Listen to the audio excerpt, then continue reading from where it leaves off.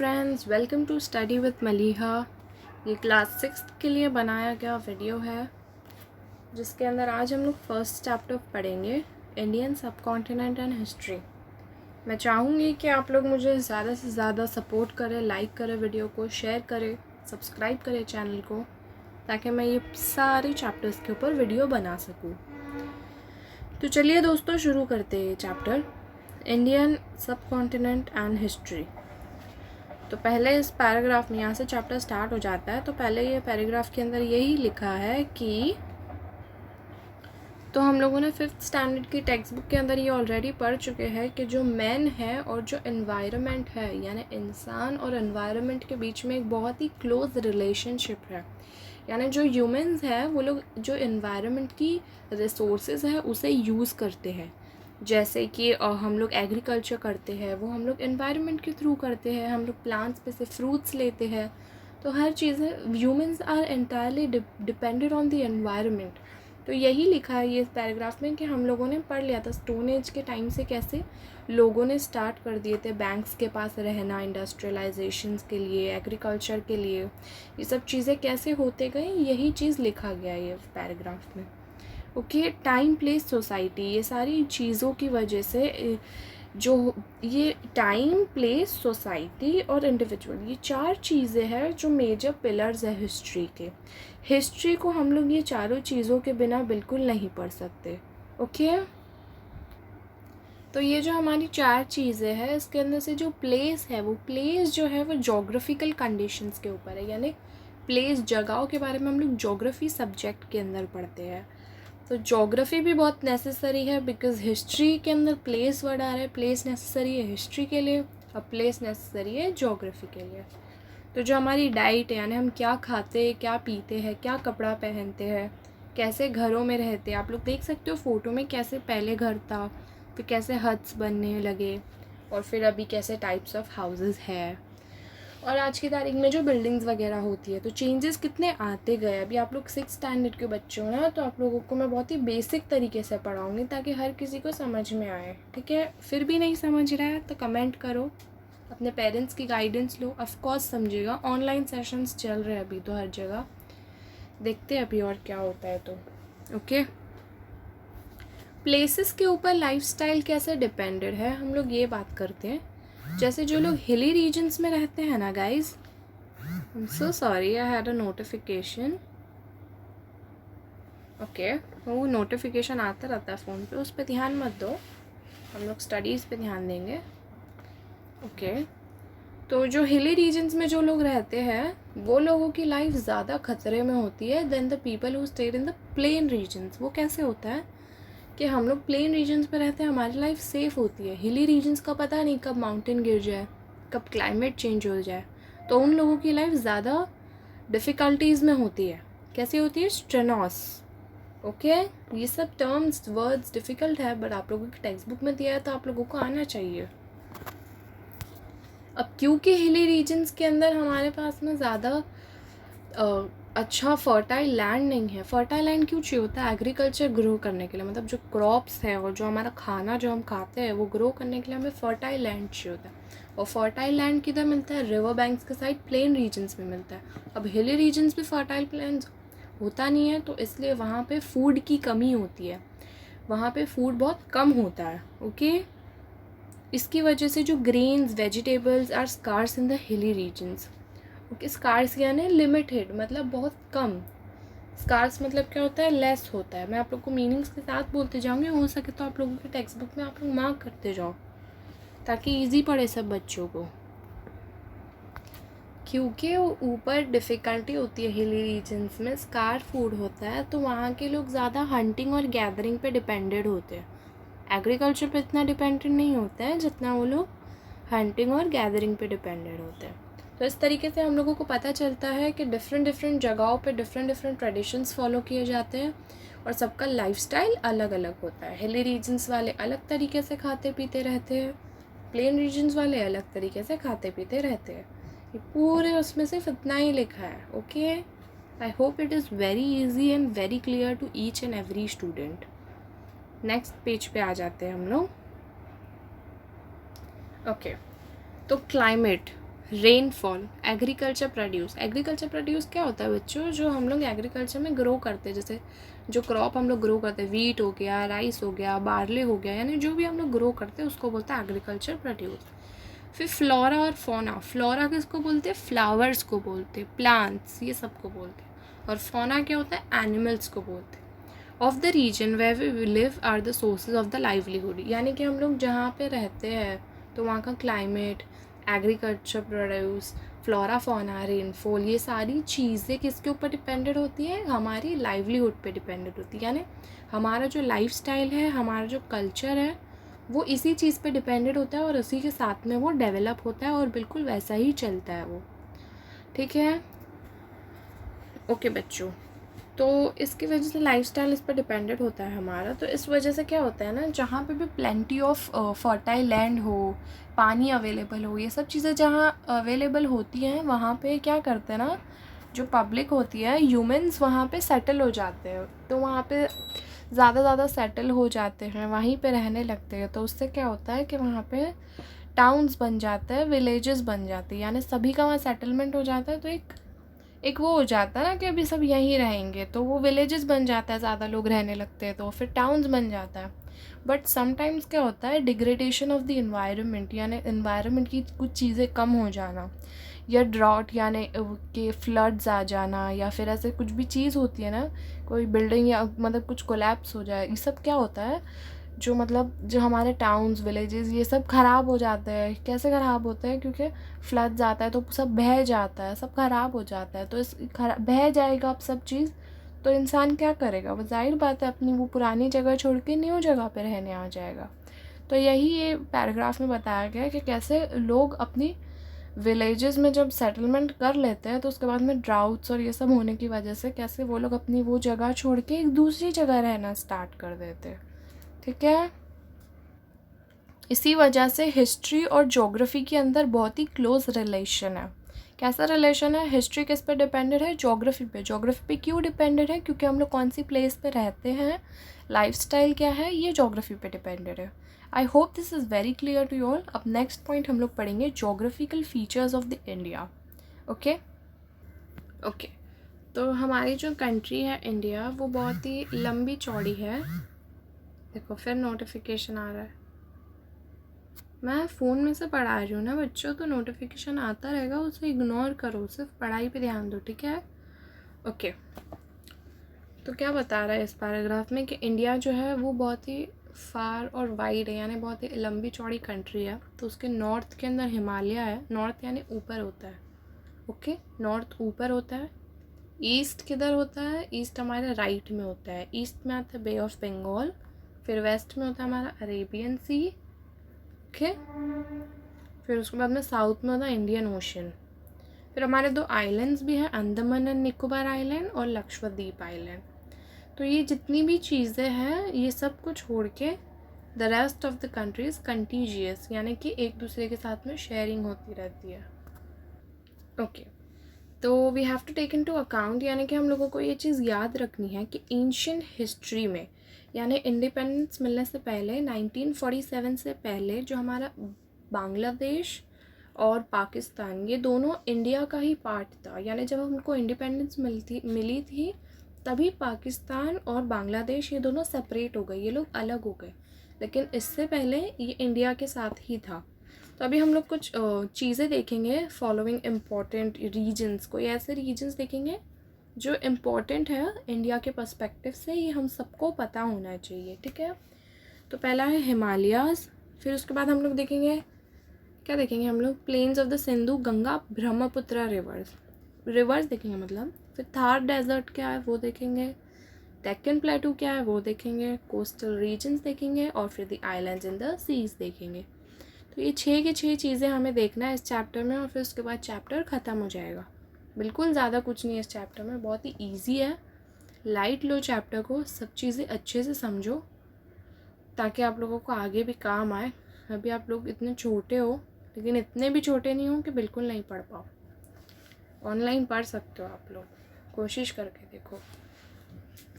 अगर आप लोग चाहते हो कि मैं फ़ेस टू फेस लाइव पढ़ाऊँ, या फिर मैं अपना फेस दिखा के पढ़ाऊँ बच्चों को, तो वो भी मैं करूँगी, लेकिन मेरे सब्सक्राइबर्स बढ़ेंगे तो, यानी कितने सब्सक्राइबर्स होने चाहिए? 200। 200 सब्सक्राइबर्स हो जाएंगे तो फिर मैं फेस के साथ पढ़ाऊँगी, पक्का। I will reveal my face. Okay, back to the chapter. बहुत हो गया टाइम पास। तो पहले हम लोग हिमालयाज़ पढ़ेंगे। हिमालयाज़ के अंदर क्या है वो मैं आप लोग को बता देती हूँ। ओके, तो हिंदू कुश और हिमालय रेंजेस, ये दोनों ने क्या कर दिया, एक वॉल बना दिया नदर्न साइड ऑफ इंडियन सब कॉन्टिनेंट पे। यानी हिंदू कुश और हिमालय ये दोनों ने मिलके एक ऐसा लंबा वॉल बना दिया जिसकी वजह से जो इंडियन सब कॉन्टिनेंट है हमारा, वो सेपरेट हो गया। किससे सेपरेट हो गया? Desserts of the central Asia. यानी जो सेंट्रल एशिया के डेजर्ट थे उससे ये सेपरेट हो गया इंडियन सब कॉन्टिनेंट। क्यों हो गया ये सेपरेट? क्योंकि वॉल्स क्रिएट हो गए थे नदर्न साइड ऑफ इंडियन सब, ठीक है, इंडियन सब कॉन्टिनेंट में। फिर उसके बाद में यहाँ यही बताया गया है कि एक लैंड रूट लेकिन वहाँ पे बन गया था, सेपरेट हो गया था वो दोनों, लेकिन हम लोगों ने एक पैसेज बना दिया था बीच में, खैबर और बोलन नाम से, हिंदू कुश माउंटेन्स के अंदर। ये एंशियंट ट्रेड जब होता था, यानी पहले के ज़माने में जब ट्रेडिंग्स होती थी, ट्रेडिंग्स पता है ना आप लोग को, जैसे छोटा बिजनेस करते थे वो टाइम पे, कुछ भी चीज़ इम्पोर्ट एक्सपोर्ट करना होता था, बेसिकली सिल्क होता था इम्पोर्ट एक्सपोर्ट। तो उसके लिए इन लोगों ने एक रूट बना लिया, और वो रूट का नाम क्या था? रूट का कोई नाम नहीं दिया है, रूट के बारे में बताया गया है कि एंशियंट ट्रेड होता था वहाँ पे। तो वो कहाँ पे क्रिएट हो गया? हिंदू कुश माउंटेन्स के अंदर। ये ट्रेड रूट क्या था? वो चाइना से पास होता था सेंट्रल एशिया तक, और अरेबिया, पता है अरेबियन सी, अरेबिया, वहाँ तक जाता था वो। और इस रूट का नाम क्या रख दिया गया? सिल्क रूट रख दिया गया, या सिल्क रोड रख दिया गया। क्यों? क्योंकि सिर्फ सिल्क पास होता था ना ज़्यादातर वहाँ से, और रूट था और सिल्क पास होता था, इसलिए उसका नाम ही ये लोग ने क्या रख दिया? Silk route. है ना, बिल्कुल ईजी। ओके, तो यही लिखा गया है इस पूरे पैराग्राफ में। और वो रूट से बहुत सारे इन्वेडर्स यानी बिजनेसमैन्स और एंशियंट लोग, ये लोग सब आने लगे, फॉरेनर्स ट्रैवल करने लगे इंडिया के अंदर, और इंडिया के भी बहुत लोग फॉरेन में जाने लगे ट्रेड के पर्पसेस से। देख सकते हो आप लोग खैबर पास, ये देखो कैसे बीच में ये लोग ने एक पास बनाया है ट्रेडिंग करने के लिए। आई होप दिख रहा है। और हिमालय भी दिख रहा है, आप लोगों की टेक्स्ट बुक में भी है, you all can look again and again. Okay, तो नेक्स्ट पॉइंट है the plains of the Sindhu, Ganga and Brahmaputra regions. क्या होता है कि ये 3 रिवर्स, कौन से 3 रिवर सबसे बड़े रिवर्स हैं? हाँ, ये बिल्कुल याद रखना, सिंधु रिवर, गंगा रिवर और ब्रह्मपुत्र। ये जो 3 ट्रिब्यूटरीज है और उनके मतलब ये तीनों रिवर्स और उनके ट्रिब्यूटरीज, ये रीजन कहाँ पे है पता है? सिंध पंजाब से लेकर जो हमारा वेस्ट बांग्लादेश है, आज के देश में लोग बांग्लादेश बोलते हैं, पहले वो इंडिया का ही पार्ट था ना बच्चों, तो ये बांग्लादेश के ईस्ट तक। ओके, वहाँ से ये किधर से, मतलब पंजाब के वेस्ट से बांग्लादेश के ईस्ट तक, ये वहाँ तक एक्सटेंड होता है। फिर ये रीजन कौन सा है पता है आज की तारीख का? तो देखो, पहले के ज़माने में ना जो इंडियन सिविलाइजेशन है, हड़प्पन सिविलाइजेशन, वो हम लोग आगे के चैप्टर्स में ज़रूर पढ़ेंगे। अगर मैं आप लोगों को वो चैप्टर्स पढ़ाऊँगी तो मैं ये पहले चाहूँगी कि मेरे 200 सब्सक्राइबर्स हो जाए तो ही पढ़ाऊँगी। ओके, तो हड़प्पन सिविलाइजेशन हम लोग पढ़ेंगे, तो उसके अंदर ये बात मैं आप लोग को बता दूँगी। It was in that region when the earliest Indian civilizations of Harappa and later states and empires of the ancient India emerged. यानी हड़प्पन सिविलाइजेशन यही रूट से हुआ करता था, और एम्पायर्स है जो एंशिएंट, जो वो हम लोग पढ़ेंगे आगे 4th 5th में, आप लोग ने पढ़े होंगे बहुत सारे एम्पायर्स के बारे में। ये जो भी एम्पायर्स है ये कहाँ से आए? तो ये भी ये 3 रिवर्स में ही बिलोंग करते थे, और यहीं से इन लोगों का भी ट्रेड रूटीन, या फिर बोल सकते यही रीजन से ये लोग एक्सटेंड होने लगे, यहीं से आना जाना हुआ उनका। कौन से 3 रिवर थे? सिंधु, गंगा, ब्रह्मपुत्र। ओके, ये देख सकते हो आप लोग रिवर गंगा कैसे दिखता है। ओके, तो अभी हम नेक्स्ट पढ़ेंगे द थार डेजर्ट। उसका इमेज दिख रहा है, आप लोग देख सकते हो। तो जो थार डेजर्ट है वो राजस्थान, हरियाणा और कुछ गुजरात के हिस्सों में डिवाइडेड है। ये वहाँ तक फैला हुआ है, यानी राजस्थान, हरियाणा और गुजरात को भी कवर कर लेता है। और इसका कुछ कुछ हिस्सा पाकिस्तान में भी है, जो पहले इंडिया का पार्ट था लेकिन आज पाकिस्तान का हिस्सा है, तो ये उसमें भी डिवाइडेड है। फिर जो ये डेज़र्ट है उसके जो नॉर्थ में आता है सतलुज रिवर, फिर उसके ईस्ट में आता है अरावली माउंटेन, उसके साउथ में आता है रैन ऑफ कच्छ, और उसके वेस्ट में आता है इंडस, दैट इज़ सिंधु। फिर जो हमारा घाघर रिवर है जो हिमाचल प्रदेश से ओरिजिनेट हुआ है और वो थार डेज़र्ट तक पहुंचता है, तो ये भी थार डेज़र्ट में ही आया। उसको पाकिस्तान में क्या बोलते हैं, हाकरा बोलते हैं उसको, हकरा, हाकरा, ये सब उसको पाकिस्तान में बोलते हैं। ठीक है। फिर राजस्थान के अंदर भी है ये, और पाकिस्तान के अंदर जो है ना वो ड्राई हो चुका है अभी, मतलब हमारा जो इस साइड है Ghaghara river which is in the Thar desert, तो वहाँ पे ये अभी है मतलब रिवर, बट पाकिस्तान में इट इज़ ड्राइड अप। फिर many cities of the Harappan civilization are situated along the now dry course of the river, यानी कि यहाँ के बहुत सारे जो हरप्पन सिविलाइजेशन के टाइम के जो साइट्स है वो सब कहाँ लोकेटेड है, इसी जगह पे है।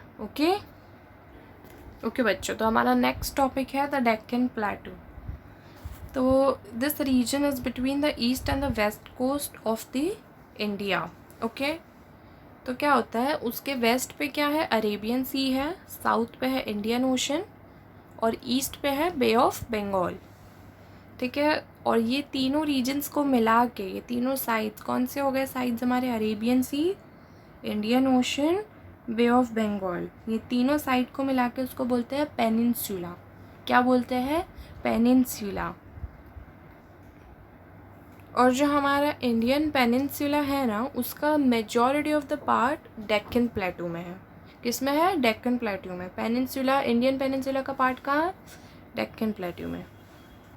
ओके, तो जो विंध्या और सतपुड़ा है, ये जो माउंटेन रेंजेस है विंध्या माउंटेन और सतपुड़ा माउंटेन नॉर्थ के अंदर, ये भी किसका हिस्सा है, डेक्कन प्लेटू का ही हिस्सा है। सह्याद्री माउंटेन किधर है, वेस्ट के साइड पे, और उसको सह्याद्री माउंटेन को और क्या बोलते हैं, वेस्टर्न घाट्स बोलते हैं। ठीक है, to the west of the Sahyadris is the coastal region of the Konkan and Malabar.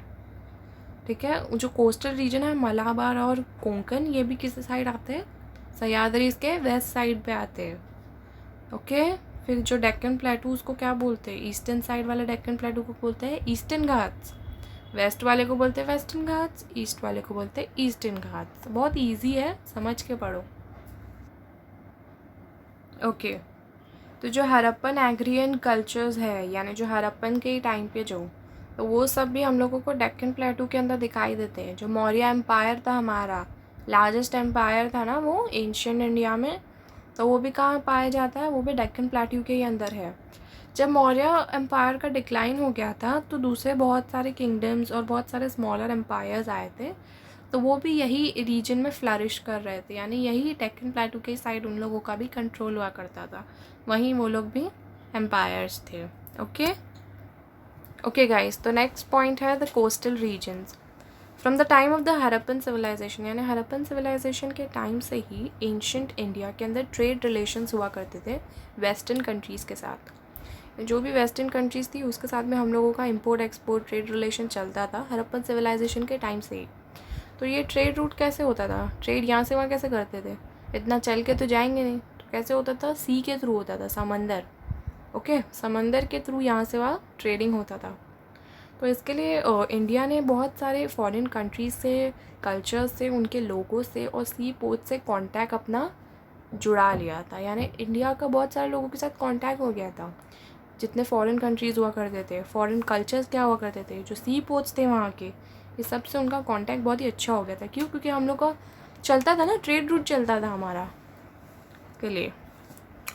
ठीक है, फिर ट्रेड रूट जो हमारे लैंड रूट्स थे that start being used for trade and transport. जो लैंड रूट्स थे वो स्टार्ट हो गए ट्रेड और ट्रांसपोर्ट के लिए यूज़ होना।